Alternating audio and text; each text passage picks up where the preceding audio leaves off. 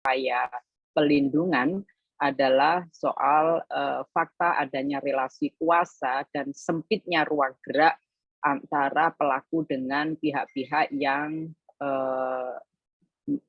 berkeberatan lah kebenarannya diungkap begitu ya.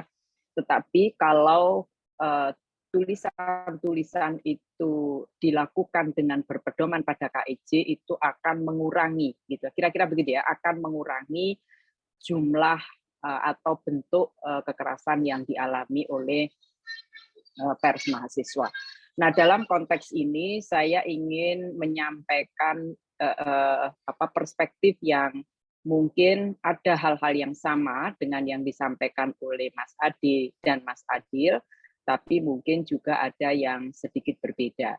Saya ingin meletakkan diskusi kita pada pagi hari ini dalam konteks kemerdekaan pers di Indonesia, dan bukan hanya dikerangkai dengan menggunakan dasar Undang-Undang 40 tahun 99 tentang pers atau Undang-Undang 12 tentang pendidikan tinggi.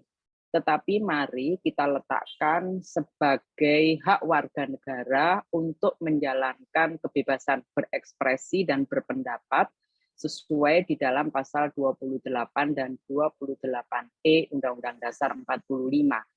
Karena kalau mendasarkan pada Undang-Undang Dasar, maka sebetulnya setiap warga negara tanpa kecuali, apakah dia berstatus sebagai mahasiswa, sebagai masyarakat, insan jurnalis, memiliki hak untuk kemerdekaan berpendapatnya, baik itu dalam tulisan yang dikerangkai KIJ lalu dan dilakukan secara profesional yang kemudian diberi status jurnalis, atau jurnalis masyarakat yang dia mungkin tidak terlatih tetapi memang dia memiliki keinginan membuat berita atau membuat konten-konten yang substansinya sebetulnya adalah bermuatan pemberitaan.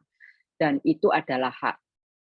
Nah, karena ini hak, maka dalam konteks Undang-Undang Dasar sebetulnya juga menimbulkan adanya tanggung jawab dari negara. Saya ingin mengawali apa yang saya sampaikan dari situ. Jadi mudah-mudahan ini kemudian bisa menambah tambahan perdebatan yang disampaikan Mas Adil. Dalam perspektif saya, maka setiap warga negara punya hak untuk dilindungi. Ya, jadi tidak ada sebetulnya orang bebas sebebas-bebasnya menyampaikan, tetap dia memiliki keterbatasan karena ada aturan hukumnya. Dan tidak ada orang yang kemudian lepas dari tanggung jawab pelindungan dari negara karena dia warga negara Indonesia. Dua konteks itu barangkali bisa menjadi kerangka pijakan kita di dalam mendiskusikan bagaimana meletakkan pelindungan pers mahasiswa di satu hal dan di lain hal kita ingin mewujudkan kemerdekaan pers Indonesia. Silakan slide, saya akan mencoba cepat. Oh, ini nggak usah Mas, mudah-mudahan sudah kenal dengan saya. Yang pertama soal Undang-Undang 40 ya tahun 99 tentang pers, kita tahu bahwa di Undang-Undang 40 tahun 99 seperti yang tadi sudah saya sampaikan, substansinya sebetulnya bukan sekedar meletakkan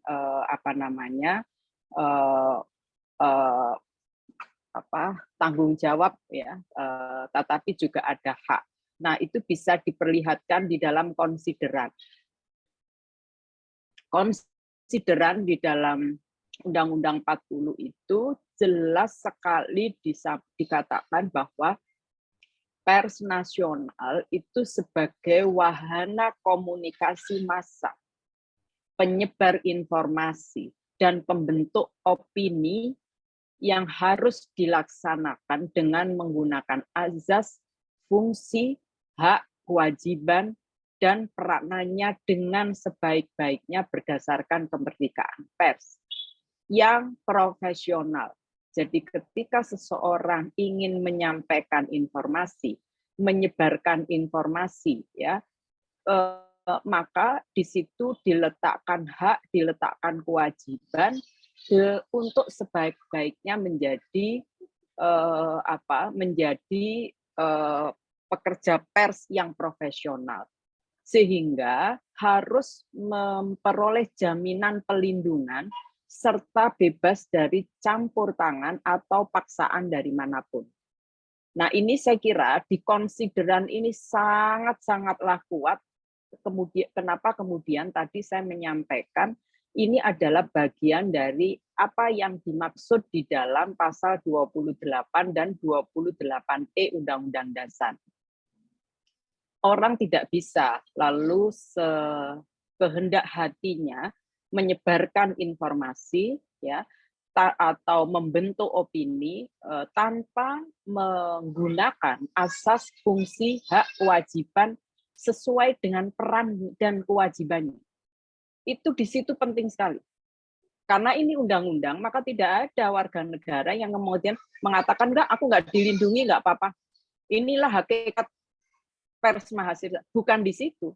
Undang-undang sudah mengatur ketika dia bertindak sebagai karya jurnalistik, ketika dia menyebarkan informasi, ketika dia membangun opini, maka harus melaksanakan sesuai asas fungsi hak kewajiban dan perannya secara profesional, sehingga harus mendapat jaminan hukum ya, serta bebas dari campur tangan dari manapun.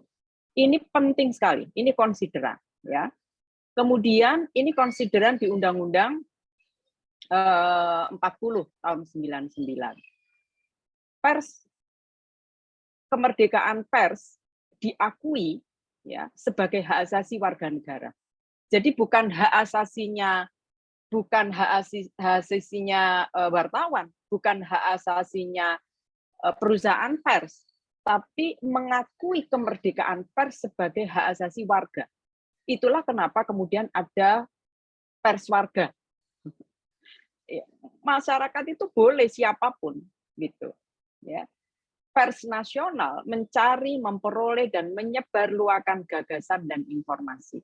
Tentu ini yang di konsideran ini nilai filosofinya.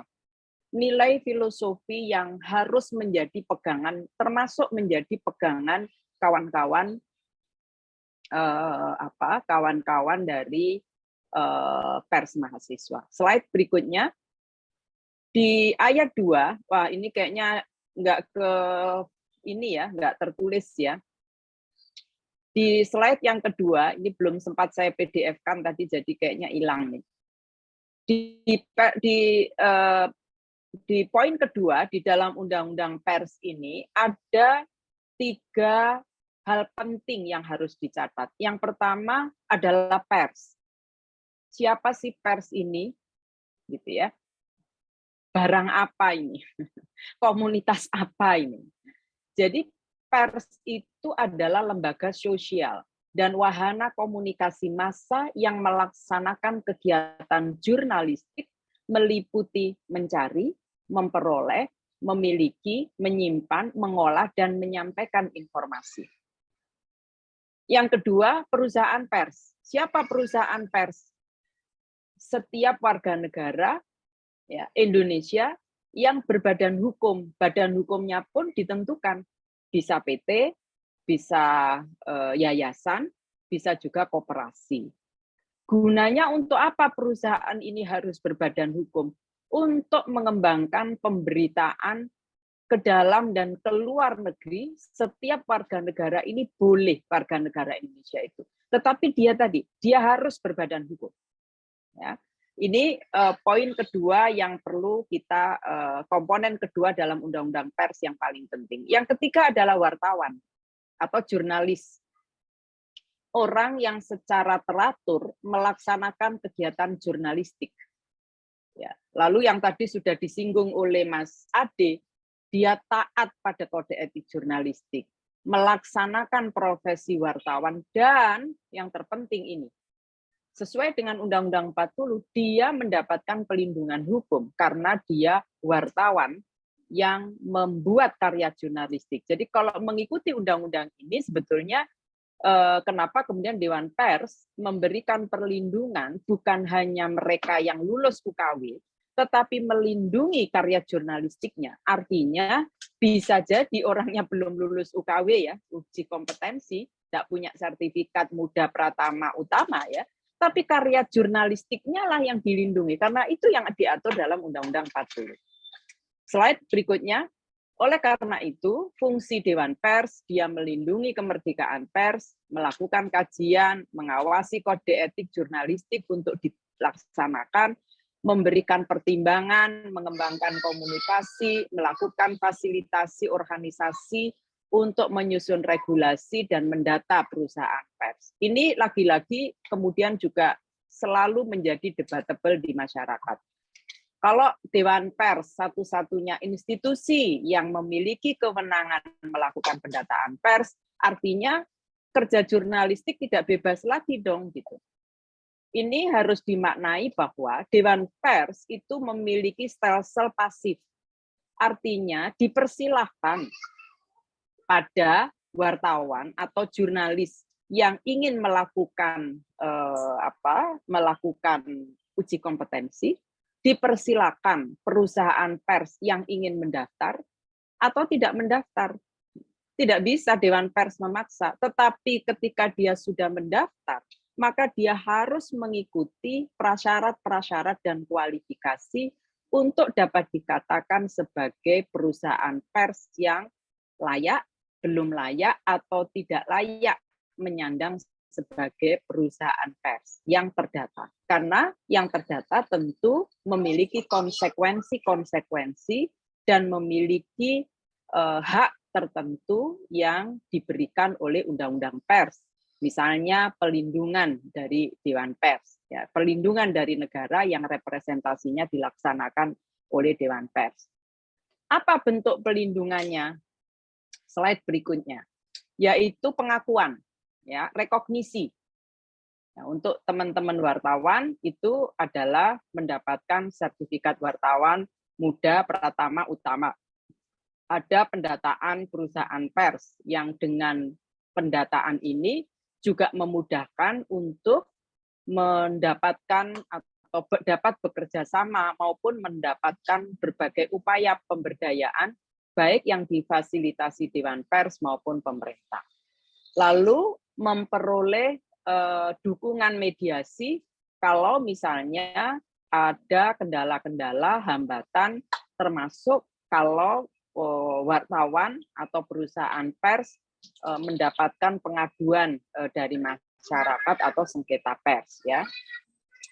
Antara lain salah satu yang konkret yang kita lakukan misalnya dengan MOU yang dilakukan oleh Dewan Pers dengan kepolisian dan Mahkamah Agung, maka kita berharap bahwa aparat penegak hukum memiliki kemampuan untuk mengerti, memahami bagaimana proses penyelesaian kasus pers tidak disamakan dengan kasus kriminal Undang-Undang ITE misalnya.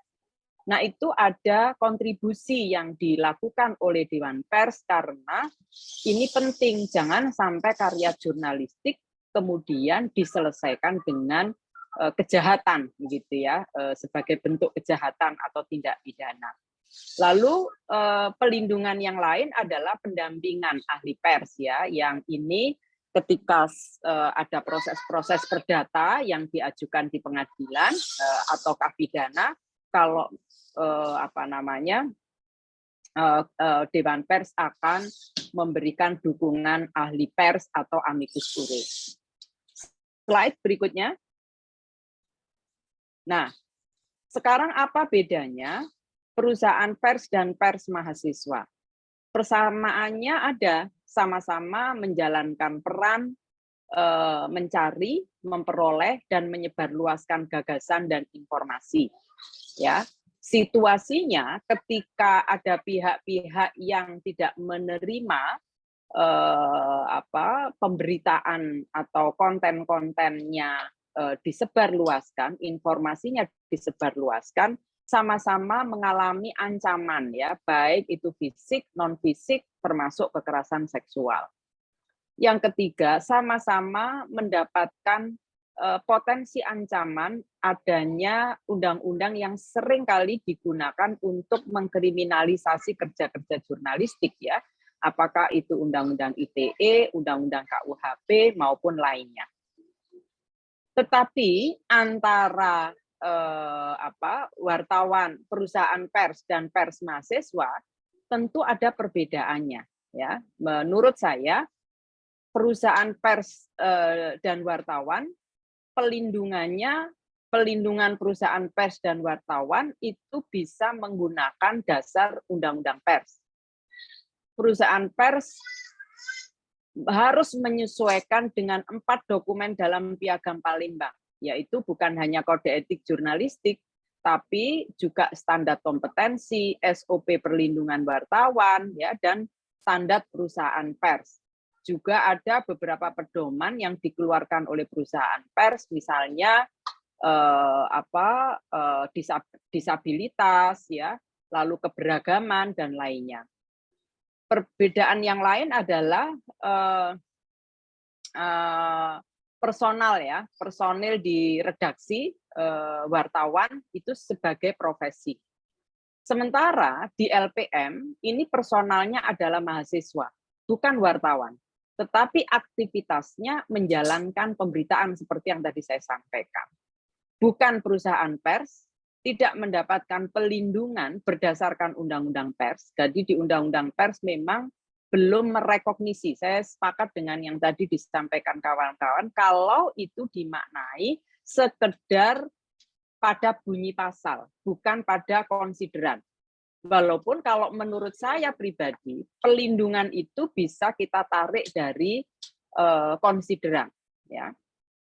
Lalu regulasi yang memayungi lembaga pers mahasiswa, inilah yang sekarang ini kita diskusikan.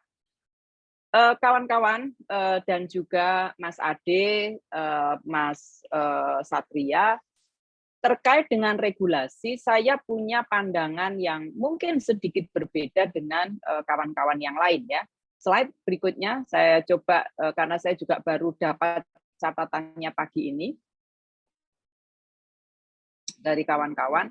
Ini beberapa pasal ya yang bisa kita gunakan dan bisa kita gunakan sebagai dasar regulasinya di pasal 27, pasal 28, D, E, dan G ya, tentang orang tidak boleh disiksa, orang punya kedudukan yang sama, orang punya hak untuk berserikat, berkumpul, dan menyampaikan pandangan, orang punya hak untuk mendapatkan jaminan perlindungan.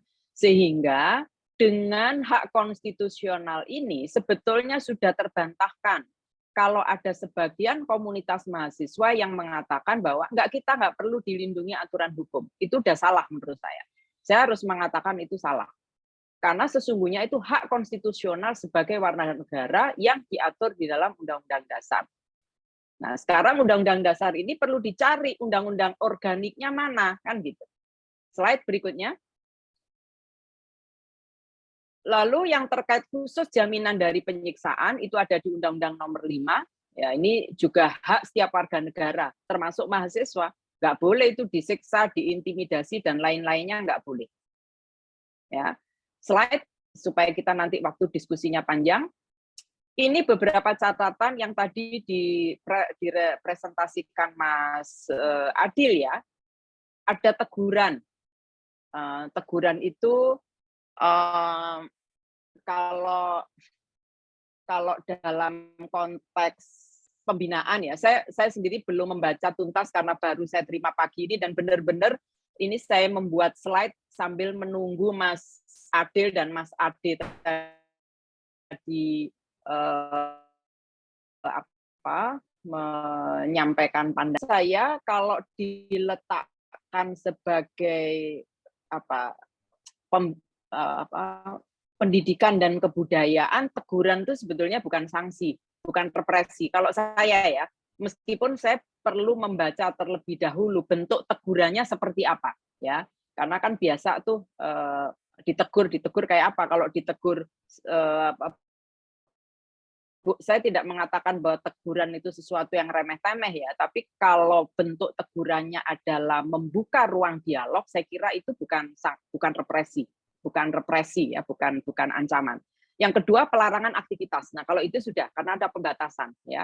Lalu pemukulan apalagi, ancaman apalagi, tuduhan tanpa bukti apalagi, pemaksaan perminta maaf itu juga apalagi. Jadi dan lain-lain yang tadi saya lihat cukup banyak angkanya, tapi yang terbanyak itu adalah teguran.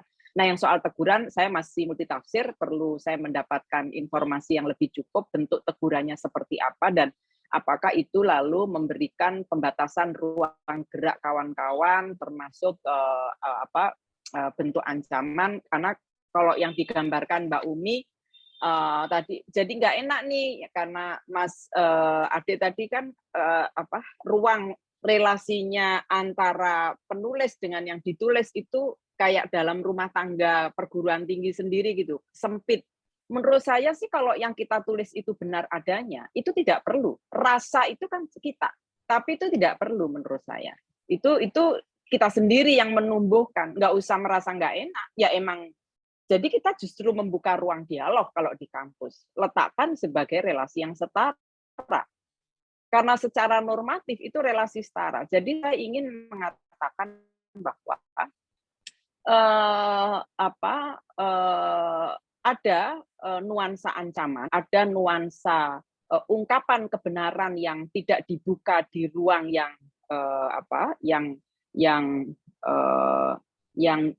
dibuat dalam sebuah mekanisme begitu ya. Apakah nanti ada hak jawab dan lainnya, itu nggak dibuka, tapi satu arah. Nah, mungkin di situ tegurannya satu arah. Jadi tanpa dipanggil, tanpa diajak diskusi, tapi langsung diberi teguran misalnya. Kalau itu terjadi prosesnya yang salah. Nah, itu mari dilihat ya soal catatan represi ini. Slide berikutnya. Nah,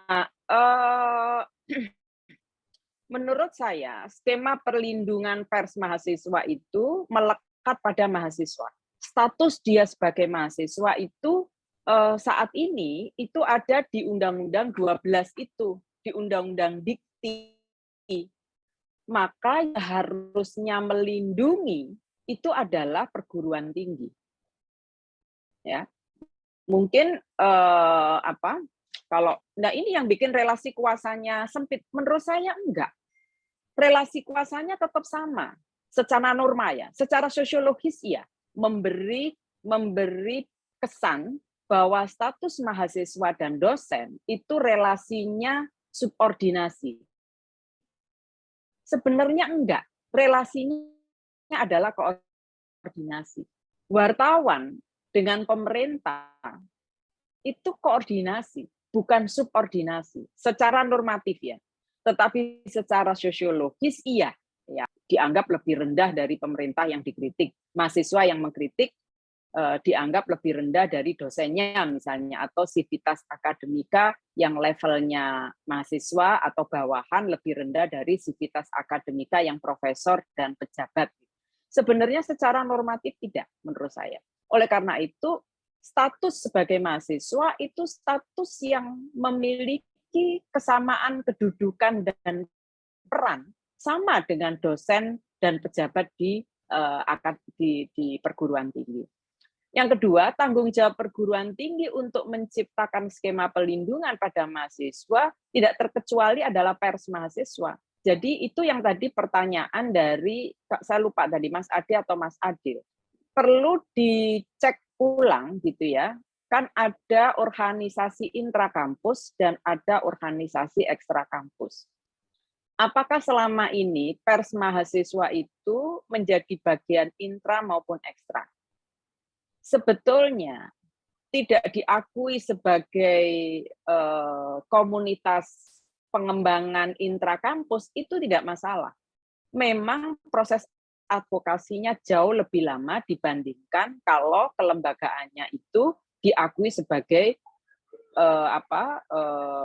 komunitas pengembangan kegiatan ekstrakurikulernya kampus ya, seperti BEM gitu ya. Pers mahasiswa saya nggak tahu, saya ini dosen tapi sudah jauh dari informasi ini, nanti saya tolong diupdate. Terlepas apakah itu masuk intra atau ekstra, sebetulnya sama-sama dia menjadi tanggung jawab perguruan tinggi. Kenapa? Karena dia melekat pada mahasiswanya, bukan melekat pada organisasi intra atau ekstranya. Gitu. Ini saya ya. Oleh karena itu, pers mahasiswa dalam proses pendampingan oleh dosen perguruan tinggi atau oleh konstituen lembaga pers itu menurut saya menjadi dinamika yang perlu diletakkan dalam sebuah skema norma hukum, skema regulasi. Rekognisi pers mahasiswa oleh Dewan Pers menurut saya bisa dilakukan dengan membangun kerjasama antara Kemendikbud dengan Dewan Pers, dengan menerbitkan kartu pers mahasiswa yang berlaku dalam statusnya sebagai mahasiswa, diterbitkan oleh atau dikeluarkan oleh Dewan Pers atau konstituen. Ini analoginya adalah seperti kantor pengacara praktek. Ini pilihan yang pertama ya. Jadi nanti di slide berikutnya akan saya tunjukkan. Jadi bisa saja dengan skema kerjasama dalam rangka pembinaan, perguruan tinggi bekerja sama dengan konstituen wartawan atau jurnalistik, misalnya PWI, begitu ya, AJI, begitu ya, dan mereka yang mengeluarkan setelah dikualifikasikan lolos pada standar tertentu. Atau misalnya, dan itu yang bekerja sama perguruan tinggi yang punya kewajiban, bukan LPM-nya. Perguruan tinggi yang harus membangun itu, membangun jejaring itu. Untuk apa yang disampaikan Mas Ade tadi? Supaya teman-teman yang melakukan aktivitas kerja-kerja jurnalistik juga diberi bekal yang cukup begitu ya, dan itu dalam tanggung jawab kampus gitu. Jadi tanggung jawabnya kampus. Kenapa? Karena mahasiswanya gitu. Slide berikutnya, kayaknya 3 slide lagi. Aduh, nggak kebaca gambarnya, maaf banget. Kosong Mbak Nini. Aduh. Iya ya, kok ini belum saya PDF, padahal saya gambar ini yang paling penting. Oke, nanti saya share saya share ini ya, saya share nyusul ya.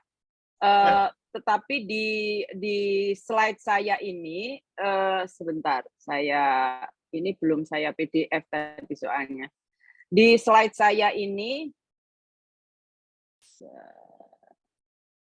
harusnya di save as ini ya, maaf ya kalau usia 60 tahun begini nih.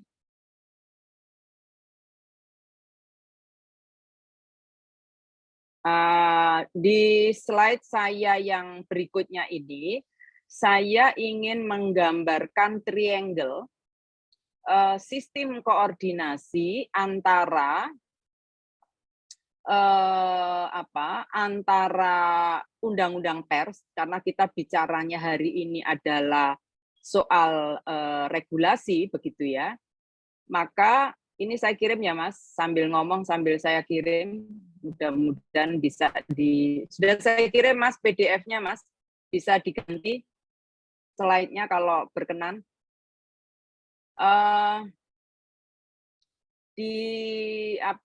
Di sini saya mendasarkan pada 3 undang-undang ya untuk mencari regulasi yang dijadikan dasar. Memang kemarin seharusnya ini dieksplor lebih lanjut pada pertemuan di Bogor ya, karena saya harus buru-buru ke Jakarta, maka saya tidak bisa ikut sampai akhir. Yang pertama adalah tadi dia sudah saya kirim di grup ya Mas. Yang pertama adalah mendasarkan pada Undang-Undang 12 tahun 2012 tentang pendidikan tinggi. Di situ ada tanggung jawab pemerintah. Nah, kalau kita bicara tanggung